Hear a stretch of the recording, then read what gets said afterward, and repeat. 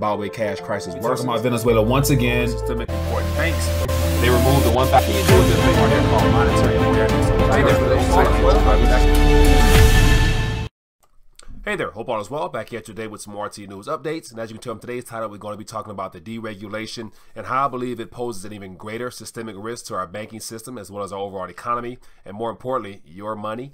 And so as always, I got about 7 or so articles I want to share with you, but it has to do with the idea that right now before the House, they just approved of a bill that deregulates a lot of the globally systemic important banks by basically decategorizing some of the banks that are labeled too big to fail and separating them from the banks that are not quite as large yet as far as their overall financial balance sheet.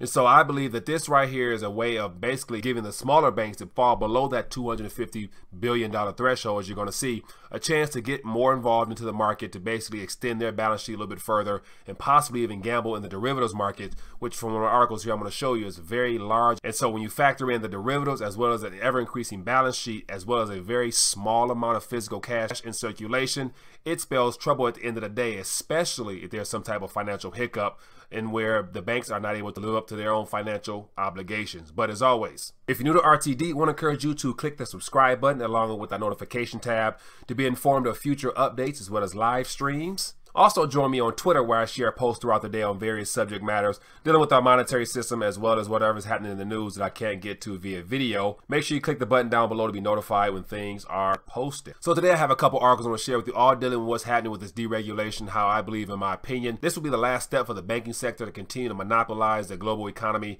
with this fractional reserve banking model that has been in play for over 100 years now and counting, with the Federal Reserve Bank leading the way. And so I'll give you an idea what's going on here. The very first article says, is Dodd-Frank crippling banks or saving them? And this is from a couple months ago, but it gives you an idea of how the whole idea of Dodd-Frank came into existence for those that may not be familiar with it. But basically it's all about capital requirements. It says capital requirements set an amount of assets banks must set aside to provide a cushion in case of potential trouble. It says, when things began to unravel back on Wall Street in 2007, many of the largest institutions had far too little capital in reserves. It says, unfortunately, in 2007, the average capital ratio for the big 6 financial institutions, which was JP Morgan, Chase, Citigroup, Bank of America, Wells Fargo, Goldman Sachs, and Morgan Stanley, hung below 8%. It says, as a result, the federal government had to step up and provide a huge financial backstop. So basically those 6 banks there have trillions of assets on their balance sheet, but yet they had less than 8%, which was a bare minimum of capital to stave off some of the losses they would suffer from the financial crisis.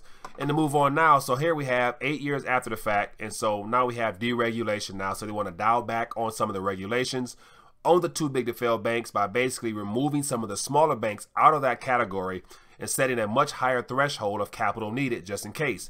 Not to mention the idea that the banks have gotten a lot bigger, as well as the derivative markets has also gotten a lot bigger as well, which makes these banks even more systemically dangerous to our economy. Give you an idea what's going on here. It says in the newest version of the bill, only banks with $250 billion or more in assets fall under this jurisdiction. Said that's fewer than 10 banks in the USA. So that's 10 banks now as opposed to maybe 200 under the old classification of too big to fail. Says the new bill, if signed by President, is a boon for smaller banks. In the original Dodd-Frank Act, banks with $50 billion or more in assets qualified as systemically important, said forced to face routine stress tests and other regulatory oversight measures by the Federal Reserve Bank. So right after the Great Recession, the Dodd-Frank Act labeled any bank with 50 billion assets or more as globally systemic or systemic risk to our economy. And so now with this deregulation, possibly it moves that 50 billion up to 250 billion, which gives a lot of banks in between a lot of wiggle room to now begin gambling and doing some of the things that the too big to fail banks have been doing for the longest. Next article says Congress approves plan to roll back post-financial crisis rules for banks. And so here we have Congress, our government, decides to roll back some of the post-crisis rules that were put in place to protect the citizens. So it's good to say, in my opinion, that this whole idea originates from the banking sector and it's going through Congress. Give you an idea what's going on here. It says the measure leaves the central structure of the post-financial crisis rules in place, but it would make the most significant changes to weaken the Dodd-Frank bank regulations since they were passed in 2010.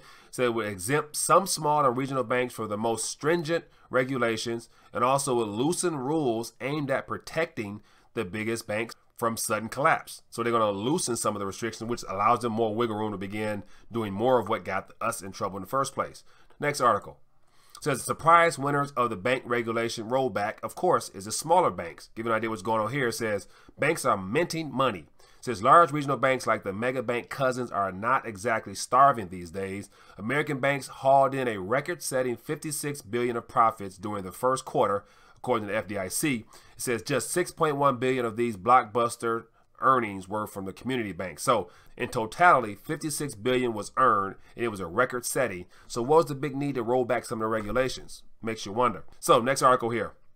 It's the next recession. Recession will be. Will be a recession. We're going to hit a recession. The date of the next recession. A U.S.-only recession typically lasts 8 to 10 months, but a lot of things about this particular one have not been typical. So A crash is coming. Now, whether it's 6 months from now, 12 months, 36 months, no one knows. I go to bed every night, I dream of another recession. If you know what to do, if you have the right plan to set up, you can make a lot of money from this.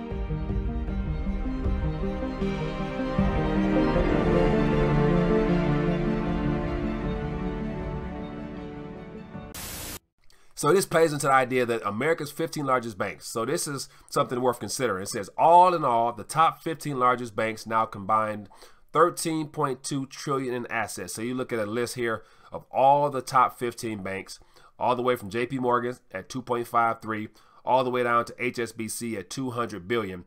All these banks here now equal $13.2 trillion.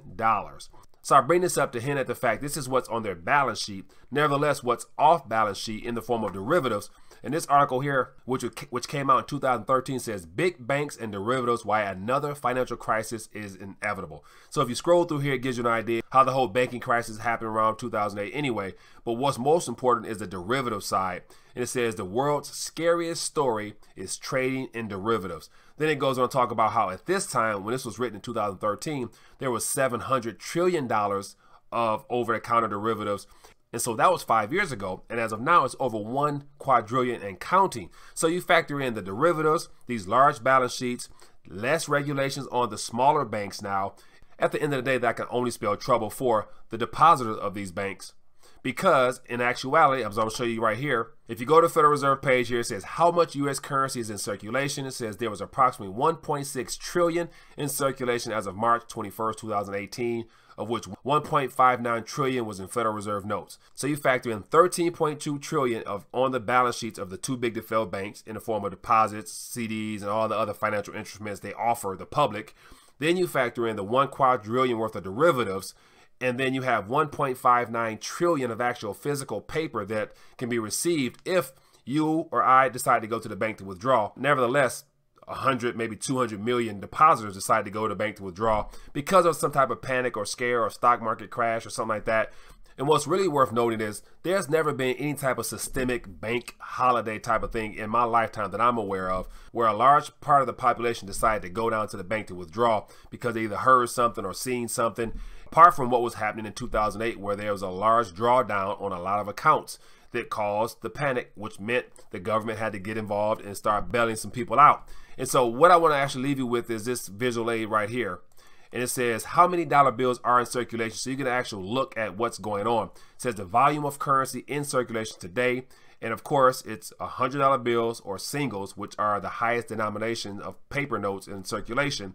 But to scroll down, it says the value of different bills in circulation. So here we have all the bills that are in circulation equaling 1 trillion in value, but yet it's comprised of a lot of $100 bills, of which a lot of that is not even in this country.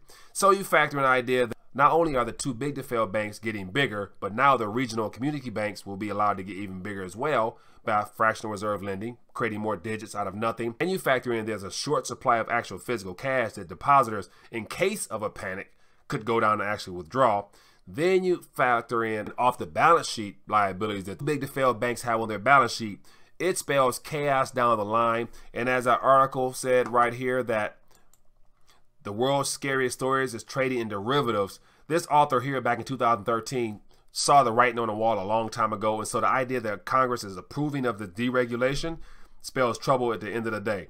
So all in all, I just wanted to shine a little light on this whole deregulation aspect and how, in my opinion, this is setting up for a systemic collapse of some kind when it comes to people actually being able to go down to the bank to get what they think is in there, because only having 1 point something trillion in paper but 13.2 in climbing of assets on these banks' balance sheets and the derivatives spells trouble in my opinion. But yet I'm just one man. But I would love to hear your thoughts on this whole matter. Scroll down below, leave me a comment, let me know what your thoughts on this banking system deregulation, how it's going to play out, and do you think at the end of the day, when push comes to shove, you'll be able to go down to your bank to get everything that you think is in there if there was another economic downturn of which people decided to go and withdraw what they think is there?